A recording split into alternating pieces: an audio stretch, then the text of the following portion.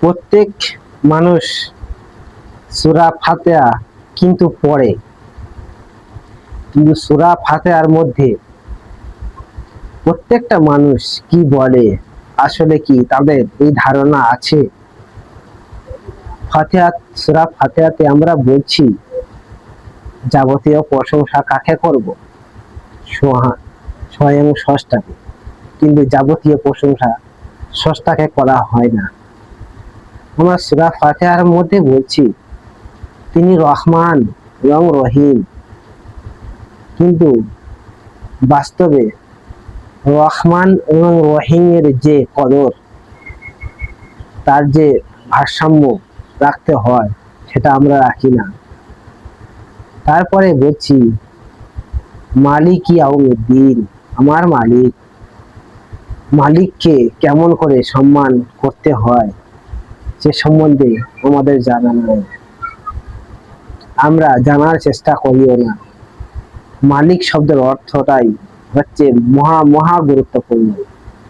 যার আদেশ নিষেধ মানতেই হবে, তার বাইরে যাওয়া যাবে না, এটা হচ্ছে বাস্তব। যেমন কোনো একটা মালিকের আন্ডারে আমি কাজে গেলাম,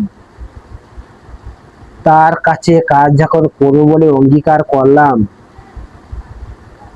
অঙ্গীকার করার পরে সে তার নিজের যে রুলস থাকে সেগুলো আমাদেরকে জানিয়ে দেয়।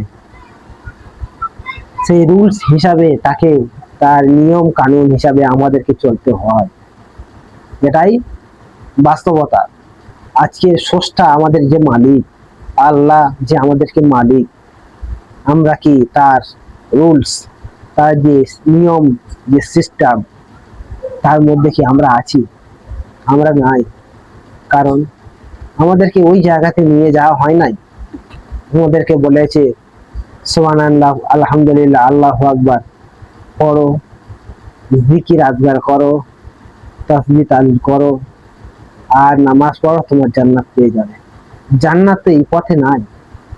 আমার ধারণা মতো জান্নাত এই পথে পাবে না মানুষ।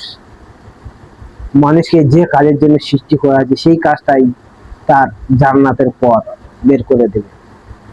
আল্লাহ পাক বলেছে তোমরা আমাকে জানমাল দাও আর আমার কাছ থেকে জান্নাত নাও।